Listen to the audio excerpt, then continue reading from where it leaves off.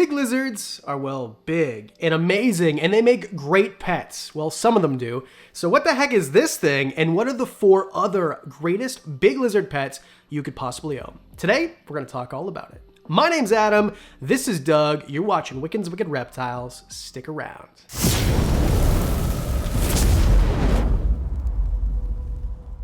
So we're doing a whole video about Doug, and why I have Doug, and what Doug is, and if you've been watching the channel, you know that I've never wanted one, but anyway, here he is, and he is a handful, but boy do I love this guy. Okay, Doug, let's chill a bit, okay. And I think we might as well just start off with number 5, which is iguanas.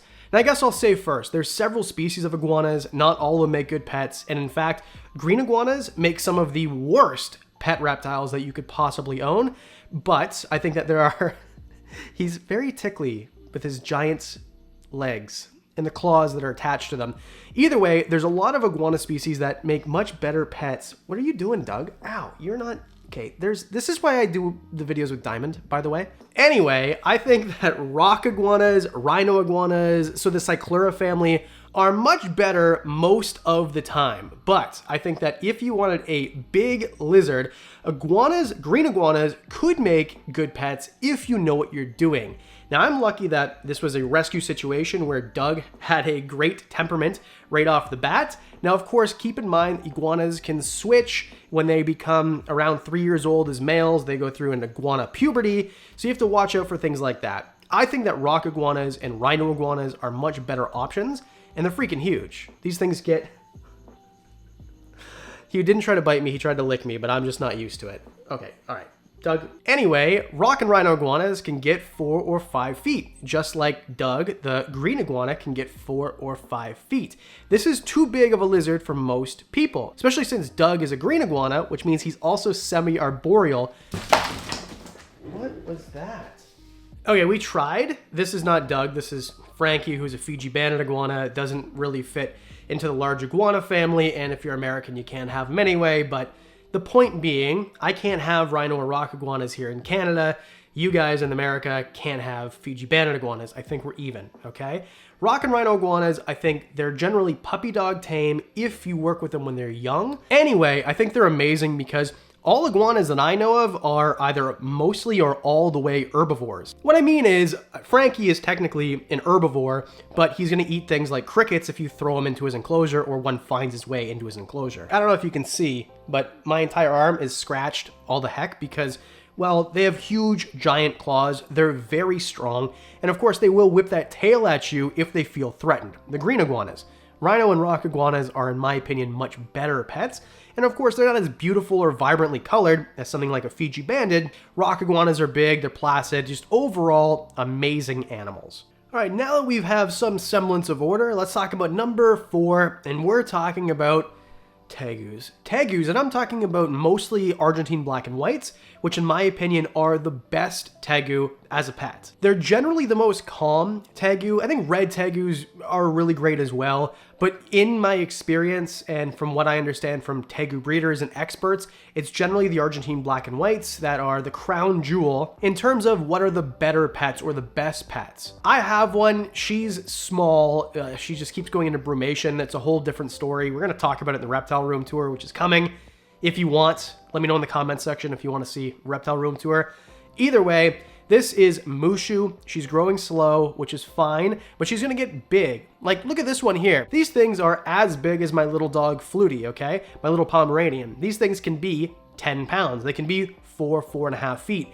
They can be really, really big animals.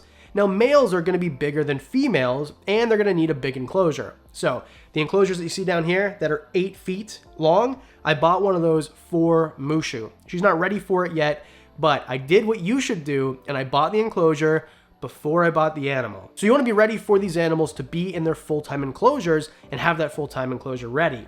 The reason that I think that they're better than a lot of other animals, or big lizards anyway, is just simply because you can tame them out pretty easy. They aren't as much of a threat, let's say, as other reptiles of hurting you, your kids, whoever, you know, shows up at your house to look at your cool dog lizard. They're beautiful animals. They're super smart. When you take them outside, they interact with the UVB. It's different. They're just so smart, so different.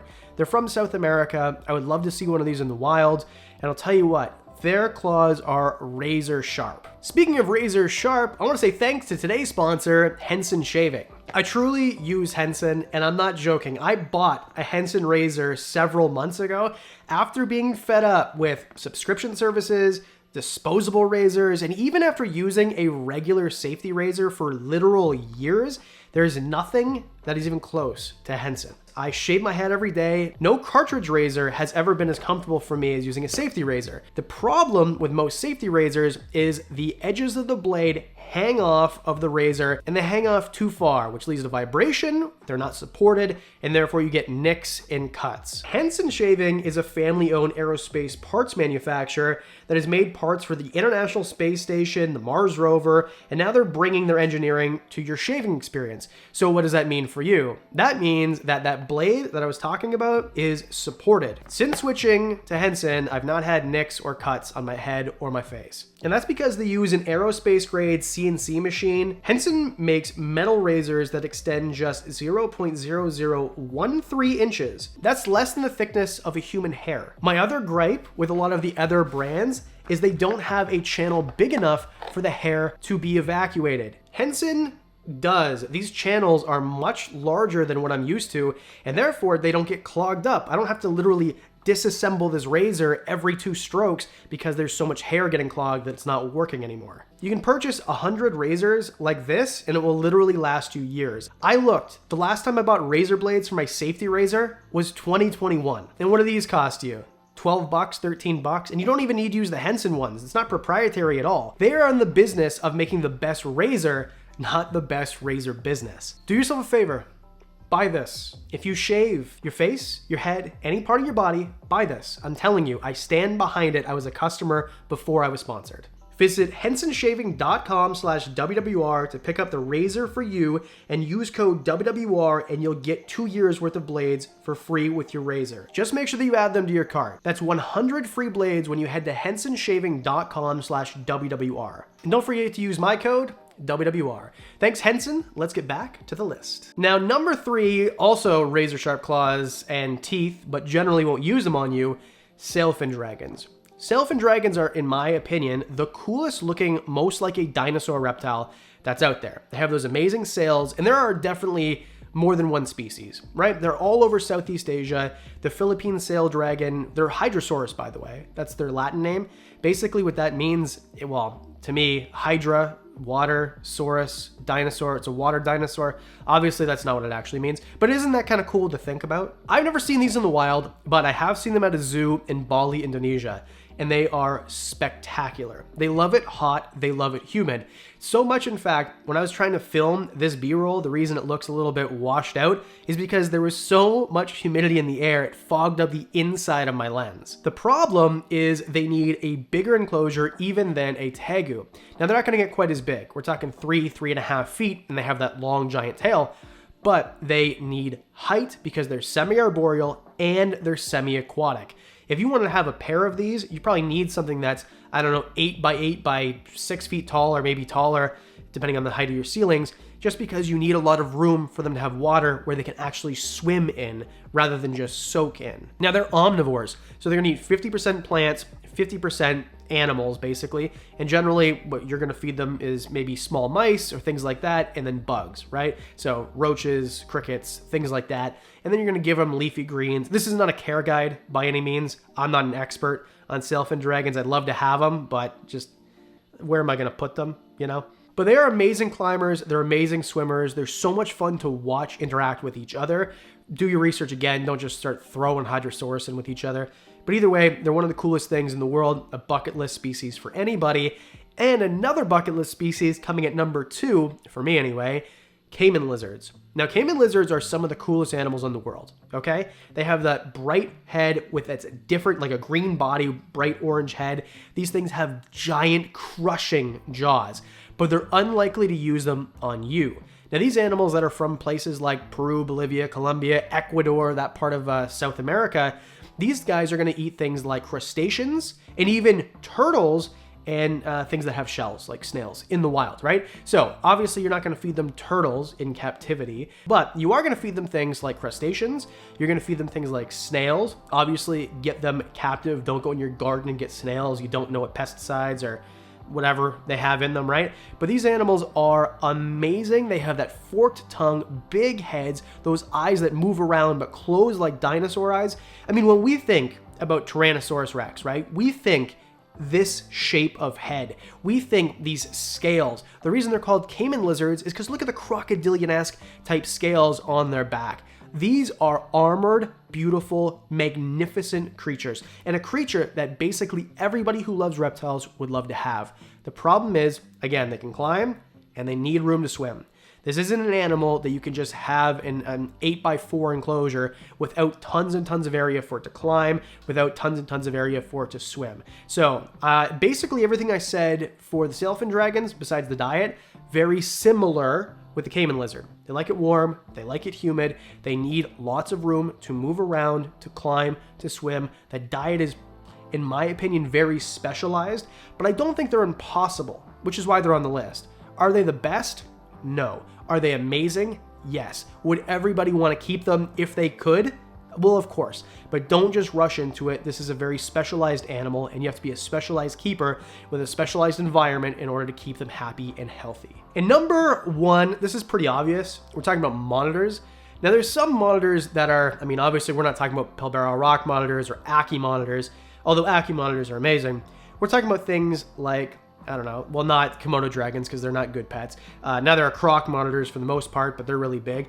But how about Asian water monitors? Okay, Asian water monitors are really great as pets.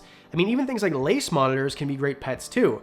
The reason that you'd want, say, a lace monitor as opposed to an Asian water monitor, although the price tag is very different and the care is very different, is Asian water monitors, although a 6-foot lizard sometimes, really, really big. I mean, look at the size compared to me. This is a wild one, so in captivity they can get even bigger. A lace monitor is not going to need lots of room to swim. An Asian water monitor is. So you want to make sure that you give them that area. And that's the problem with keeping them for most people. Now, Camp Kennan does an amazing job. He's got a whole pond for Slinky, his Asian water monitor, but most of us can't do this, and that's a problem. Most of us don't have room to have a pond for their Asian water monitor. And I don't really necessarily agree with keeping them in small boxes where they don't have that. It's a water monitor, and you're not going to give them water? What's the point? I think these are for people who are specialized, who have lots and lots of room, who maybe make this a feature in their house, like a whole wall, basically. And I've seen that, and that's amazing. And in my opinion, that's the way these animals should be kept. They're beautiful, they eat fish and rodents and all sorts of different stuff. They're carnivores. Asian water monitors are anyway. Most monitors are.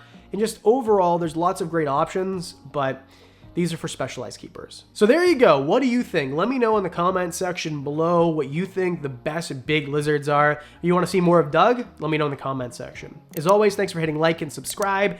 It helps the channel more than you could ever know. Thanks for Hensen Shaving for sponsoring today's episode. And a special thanks, as always, to the Patreon supporters. You guys are freaking amazing. Thank you so much for what you do.